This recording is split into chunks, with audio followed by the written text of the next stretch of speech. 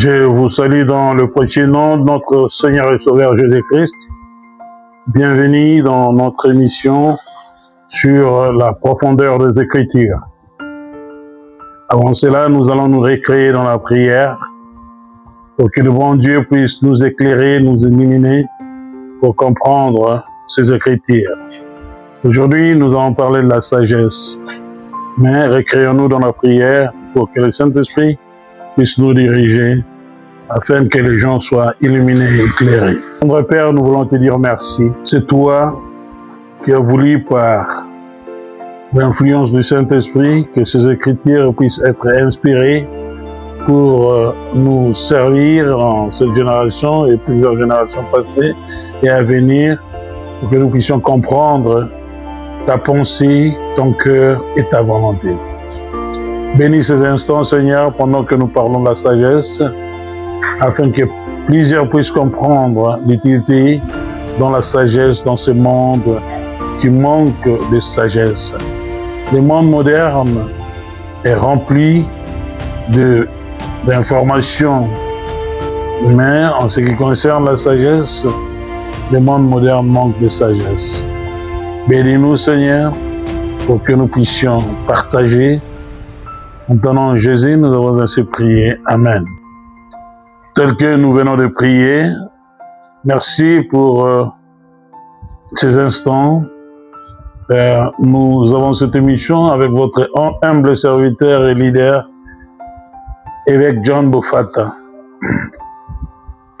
Voilà, je vous apporte ici un message sur la sagesse divine. Et ici, dans les Écritures, la sagesse n'est jamais une accumulation d'informations, non, loin de là. Mais dans les Écritures, nous voyons que la sagesse est une marche, la sagesse est un chemin, la sagesse est une architecture intérieure. C'est ça l'essence des Écritures, dans les Écritures. Le monde moderne possède des informations sur la nouvelle technologie, sur la haute technologie, sur la vitesse des informations, sur les médias et consorts. Mais aujourd'hui, ce qui manque au monde moderne, c'est la sagesse divine. C'est pourquoi l'homme peut voyager dans l'espace et se perdre dans son cœur. Nous avons dit que dans la Bible, la sagesse se diffère de la connaissance, se diffère de l'intelligence. La sagesse, c'est le discernement et c'est l'intelligence pratique. Le mot sagesse en hébreu, c'est rokma, ce qui signifie sagesse. Ça veut dire aussi habilité, ça veut dire intelligence pratique, c'est la capacité inspirée et c'est aussi le discernement spirituel. Et la racine hébraïque HKM désigne celui qui sait discerner, celui qui sait gouverner et celui qui sait construire. C'est ça l'essence profonde de la sagesse. La sagesse biblique n'est pas une théorie, mais elle est une architecture, Nous voulons dire que si deux personnes vont étudier l'architecture, ils peuvent terminer la même année, le même moment, acquérir leur diplôme et devenir architecte. Et ils peuvent avoir une certaine opportunité, ils peuvent avoir le moyen, ils peuvent avoir toutes les possibilités de construire, mais la différence réside dans la sagesse, c'est-à-dire ils ont tous les mêmes moyens, ils ont tous les mêmes matériaux de briques bien fabriqués, mais l'un construit un palais et l'autre construit une bicoque. C'est-à-dire que celui qui est sage a construit un palais Et celui qui est moins sage a construit une bicoque. Pourquoi? Parce que il a bousillé l'argent, il a dépensé, il a fait ce qu'il voulait de cet argent, sans pour autant tenir compte de tout ce qu'il a pu étudier. Donc c'est là que réside la différence entre la sagesse et le manque de sagesse. Nous voulons dire que la sagesse, c'est ça qui est capable de bâtir une maison, comme dit la Bible. Une femme sage bâtit sa maison. Moi, j'aimerais aussi dire qu'un homme sage est capable de construire un empire puissant, un empire qui peut faire la différence dans cette génération. Un empire incomparable, un empire qui peut faire des grandes choses. J'aimerais aussi dire ceci, que la sagesse, cela ne réside pas dans la matière ou dans quoi que ce soit. Ainsi, Dieu donne le temps à tout le monde, il donne le moyen à tout le monde, il donne l'intelligence, il donne les opportunités, il donne les relations. Vous allez voir, celui qui est sage, c'est profiter du timing que Dieu lui a donné, du temps que Dieu lui a donné. Celui qui est sage, c'est profiter des opportunités que Dieu lui a données. Celui qui est sage, c'est profiter de tout ce que Dieu a mis à sa disposition. Celui qui est sage, c'est profiter des relations que Dieu lui a données. Mais celui qui n'est pas sage va avec le contraire de tout ce que je viens d'énumérer ici.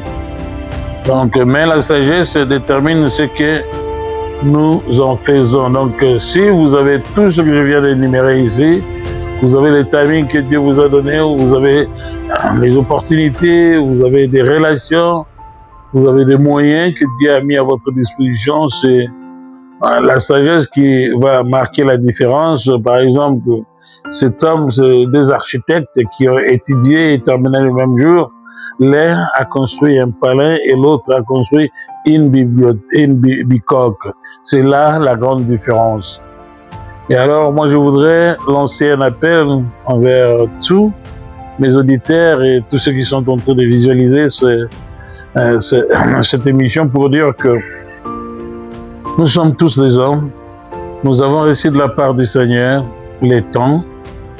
Nous avons reçu la grâce, l'intelligence, l'habilité de faire quelque chose. Nous avons peut-être poussé nos études, mais qu'est-ce que nous faisons de ça? Des relations que Dieu nous a données. Comment alors profitons-nous des relations que Dieu nous a données?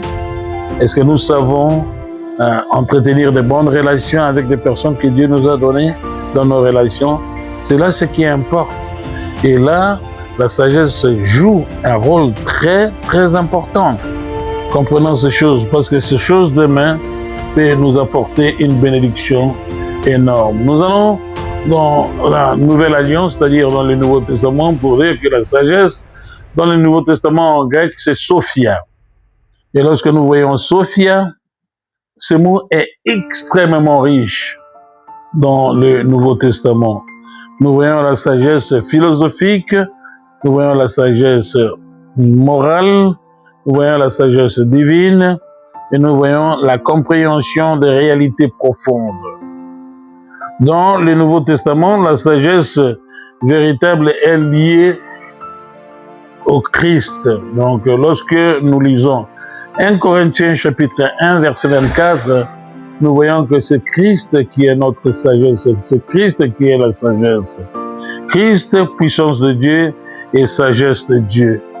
Donc, dans la Nouvelle Alliance, c'est Christ qui est notre sagesse. Si nous voulons acquérir la sagesse, faisons confiance à Christ, recevons Christ, que Christ puisse avoir son trône dans nos cœurs. Et Christ nous donnera la sagesse pour gérer nos vies, pour gouverner nos vies, pour pouvoir exploiter tout ce qu'il a mis à notre disposition pour que ceux-là qui n'ont pas cette capacité-là puissent bénéficier et devenir intelligents. Car il est dit, celui qui fréquente les sages devient de plus en plus sage, mais celui qui fréquente des insensés devient insensé. Il est dit dans la parole de Dieu, ne vous y trompez pas, les mauvaises compagnies corrompent les bonnes mœurs. Donc, j'aimerais dire que si vous avez une bonne compagnie, vous aurez une certaine influence, une bonne influence. Donc vous serez une bénédiction parce que vous allez bénéficier de la relation que vous avez. La sagesse n'est donc pas seulement une idée, il devient une personne incarnée. Dans la Nouvelle Alliance, la sagesse, c'est pas une idée, c'est pas un concept, mais c'est une personne incarnée. Voilà alors, lorsque nous voyons ces choses, nous voyons l'exemple d'un labyrinthe. Un labyrinthe qui est construit avec 100 chambres. Et dans ce labyrinthe, nous avons 100 chambres et chaque chambre a un nom. Si vous allez dans la première chambre, vous avez les choix. Si vous allez dans la deuxième chambre, vous avez les douleurs. Parfois dans la vie, il y a des douleurs. Si vous allez dans la troisième chambre, vous avez les passions, vous avez les ambitions, vous avez les séductions, vous avez des voleurs, vous avez des criminels, vous avez des gens qui s'adonnent au fétichisme, vous avez des gens qui pratiquent la magie, vous avez tout ça. Il y a dans les labyrinthes plusieurs chambres. Il vous appartient de faire les choix. Donc nous sommes dans un monde où Dieu a tout mis à notre disposition. Mais c'est à vous de choisir la bonne voie pour que vous soyez bénis et que vous puissiez amener la lumière à ceux-là qui sont dans les ténèbres. Il y a des erreurs, des chambres d'erreurs, de vérité. C'est toute une série et chaque chambre a un nom. C'est pourquoi l'homme dans la vie, comme dans cet immense labyrinthe, a le choix à faire. Tout ce que je viens d'énumérer, vous avez le choix à faire, vous avez des passions, vous avez des douleurs, vous avez des ambitions, mais il faut savoir que ce qui peut nous séparer ou ternir l'image de Dieu en nous, c'est le péché. Le péché complique les corridors de l'âme de l'homme. Donc nous devons éviter de marcher dans le péché parce que le péché peut ternir l'image de Dieu en nous. Le péché peut nous amener dans un endroit qui nous amènera, si nous ne faisons pas attention, dans la perdition éternelle. Ici, j'aimerais aussi donner l'exemple d'un voyageur qui était à la recherche de l'or. Alors, il s'avère qu'il avait trouvé une grotte et cette grotte avait beaucoup d'or à l'intérieur. Mais en y marchant, qu'est-ce qui s'est passé? Il est entré dans la grotte et en entrant dans la grotte, il avança, il alla plus loin et soudain, il fut heurté par les ténèbres. Il ne pouvait rien, bien qu'il avait tous les équipements possibles pour extraire de l'or, mais il avait échoué et il était perdu dans la grotte. Il y avait plusieurs voies dans la grotte et il ne savait pas quelle voie prendre. Il est revenu, il est ressorti et il a trouvé un vieillard qui lui a donné une lumière ou une lampe.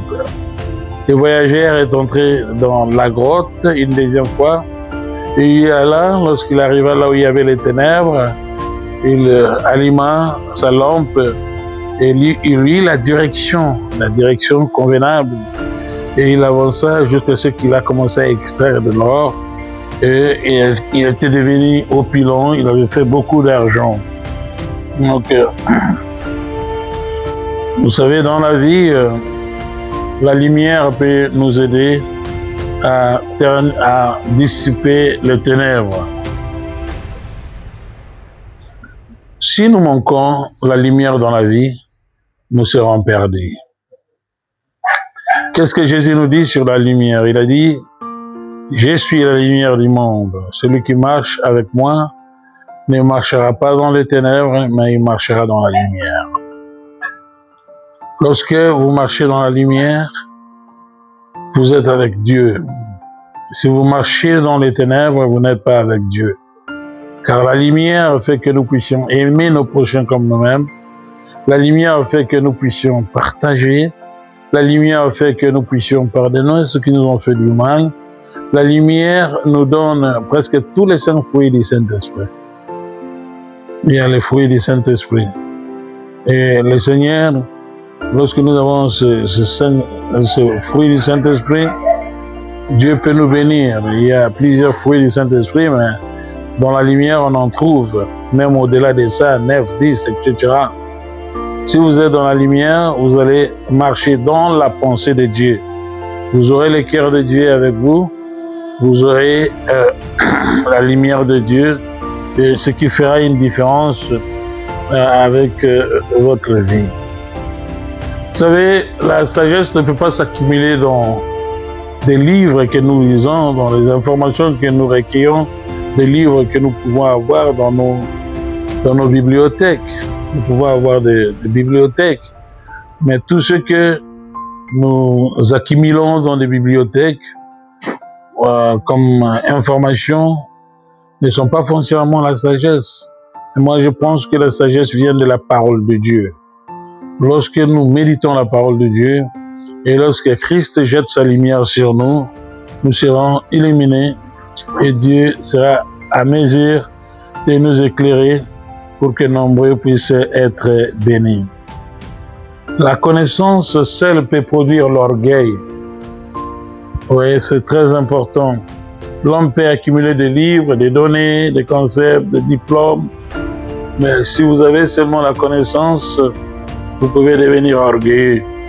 La connaissance enfle, mais l'amour édifie. Si vous êtes un homme sage, vous ne serez pas imbu d'orgueil, mais vous allez édifier les autres.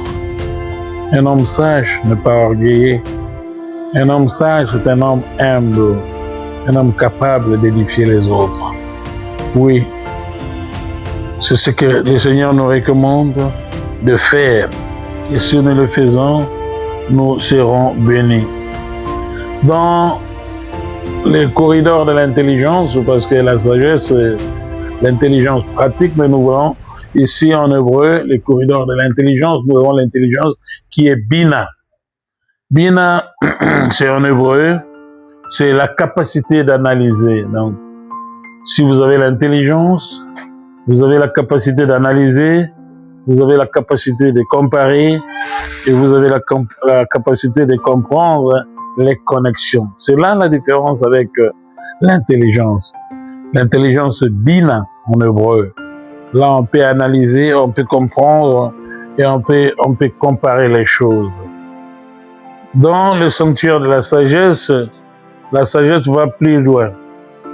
La sagesse nous demande quand parler, où parler, avec qui parler, quel sujet est-ce que vous parlez. Est-ce que vous parlez des choses qui peuvent édifier, des choses qui peuvent édifier ceux qui sont avec vous, vos interlocuteurs? Est-ce que vous pouvez édifier vos auditeurs? Alors la sagesse nous demande de voir, de juger. Si nous voulons parler quelque chose, quand pouvons-nous parler? Et si nous voulons nous taire, nous devons nous taire parce que la sagesse nous dit non, tais-toi, ne dis rien, tais-toi. Et la sagesse aussi peut nous demander d'avancer, non avancer. C'est là l'importance de la sagesse dans la vie. Et la sagesse aussi peut nous dire attends, ce n'est pas le moment. Avance, c'est le moment. La sagesse aussi peut nous demander de combattre. Et quand combattre? La sagesse peut te dire, ce n'est pas le moment de combattre avec les armes. C'est le moment de combattre avec les relations que tu as. C'est le moment de combattre avec le verbe que tu as. C'est le moment de combattre avec les bonnes relations que tu as. La sagesse peut construire une maison. La sagesse peut bâtir un empire. Et la sagesse aussi peut nous dire quand pardonner. Oui, pardonner c'est bien. Mais la sagesse peut nous dire quand pardonner. Quelqu'un qui a fait du mal à une personne, à une famille, à un pays, la sagesse peut nous dire il faut le pardonner, mais il y a des moments où il faut pardonner, il faut qu'il demande pardon. Si quelqu'un ne sait pas demander pardon, mais qui s'entête pour dire que celui qui a raison, il faut lui donner la raison, mais il ne sera pas pardonné. C'est ça l'importance de la sagesse. La sagesse est le gouvernement du discernement.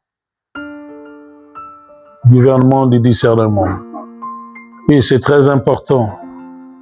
Nous voyons le maître, notre grand serviteur de Dieu, Salomon, un homme qui était imbu de sagesse, rempli de sagesse du ciel, de sagesse divine.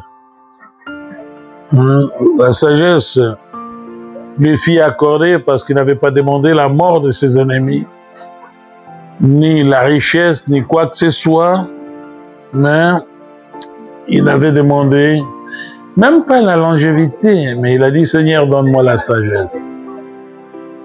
J'aimerais vous dire ce soir que si vous demandez à Dieu de vous accorder la sagesse, il va vous accorder. Et à gauche, vous aurez la longévité, et à droite, vous aurez la richesse. Choisissez la sagesse, car la sagesse peut vous amener trop loin. Mais ceux qui trouvent qu'ils sont trop sages par eux-mêmes, parce qu'ils sont remplis, imbus d'eux-mêmes, ne peuvent pas trouver la grâce du Seigneur. Ici, dans 1 Roi 3, chapitre 3, verset 9, nous lisons ici, un serviteur a un cœur intelligent. Quelqu'un qui a le cœur intelligent, c'est un serviteur qui peut écouter. En hébreu, c'est Lev Shomea. Lev Shomea, c'est-à-dire un cœur qui écoute. Donc, un cœur qui sait écouter, c'est un cœur sage. Mais un cœur qui se précipite à dire de n'importe quoi, c'est un cœur qui manque de sagesse. Il faut écouter. En écoutant, Dieu peut vous révéler de grandes choses. L'écoute est très, très important. Soyez lents à parler et soyez très attentifs à écouter ce que les gens vous disent ou vous amènent comme information. La vraie sagesse commence par l'écoute. Lorsque nous écoutons, nous saurons comment analyser les choses, nous saurons comment discerner les choses, et nous saurons si ces choses peuvent être bénéfiques ou si ces choses ne peuvent pas être bénéfiques. C'est là l'importance de savoir mettre ses oreilles et de bien écouter. Et la plupart des étudiants qui écoutent bien, ce sont parmi les génies qui savent maîtriser leurs cours et maîtriser leur sujet. Donc, Lev Shomea est très important, c'est-à-dire que nous devons être des serviteurs qui ont de cœur, qui peuvent écouter. C'est très important. Et nous avons ici l'illustration du roi Salomon avec les deux dames. Et parmi ces deux dames, il y avait ils avaient tous des enfants et l'enfant de l'une était mort pendant la nuit. Et malin que celle-là était, elle est allée vite échanger les bébés. Il a pris les bébés qui étaient en vie et il a donné à sa compagne ou sa voisine le bébé qui était mort. Mais ici, vous voyez comment la sagesse peut fonctionner. Ici, la sagesse n'a pas fonctionné avec l'ADN. Ici, la sagesse n'a pas fonctionné avec les laboratoires. Ici, la sagesse n'a pas fonctionné avec des témoins. Non, non, non. Mais ici, la sagesse a fonctionné avec la vérité cachée dans les émotions de ces deux dames. Alors Salomon, sage qu'il était, il pose la question, à qui est cet enfant qui est vivant? La dame qui avait perdu son enfant a dit, non, c'est mon enfant. Alors, il posa aussi la question à l'autre dame, cette dame-là a dit, non, c'est mon enfant. Et Salomon, Dieu lui inspira une sagesse pour découvrir la vérité à travers les émotions de ces deux dames. La première a dit, Salomon a dit, si tel est le cas, vous allez tout manquer cet enfant qui reste. La première a dit, oui, tuez-le, nous allons tous manquer. Personne ne va bénéficier. Et Salomon a dit, madame, vous n'êtes pas la mère du bébé, voici la mère du bébé, parce que la mère du bébé a dit non, il ne faut pas les tuer. S'il se précipite, donne-la le bébé. Alors Salomon dit, voici la mère du bébé, toi tu n'es pas la mère du bébé. Oui, la sagesse peut découvrir certaines vérités cachées dans les émotions des gens. C'est pourquoi un homme sage, c'est aller plus loin, c'est faire des approches, même parmi les hommes de Dieu, que vous n'avez jamais côtoyés, pour voir la vérité qui sont cachées dans leurs émotions, qui peuvent parfois être bénéfiques. Il y a parfois des gens qui peuvent vous aider dans tout ce que vous êtes en train de faire, et cela à tous les niveaux possibles. Voilà ce qui est important, c'est de savoir écouter les gens. Ce n'est pas seulement de savoir avoir une technologie de pointe, les ADN, des laboratoires, les témoins, non. Vous pouvez découvrir les vérités dans les émotions des gens. Parce que dans les émotions des gens, il y a des grandes vérités qui peuvent se cacher. Alors je vous conseille, mon frère, ma sœur, de savoir écouter, de prendre le temps à écouter les gens. Et vous allez découvrir, parce que Dieu est un Dieu puissant. La sagesse peut voir ce que les yeux naturels ne peuvent pas voir. C'est ça le discernement. Vous pouvez discerner que cette personne est authentique et cette personne n'est pas authentique. Parce que la sagesse te pousse à voir ce que les yeux naturels ne peuvent pas voir. La sagesse peut te donner les yeux des esprits pour discerner ce qui sont authentiques et ce qui ne le sont pas. Voilà pourquoi nous avons besoin de la sagesse. La sagesse. Lorsque Dieu fait une comparaison entre la sagesse et la folie, c'est très important.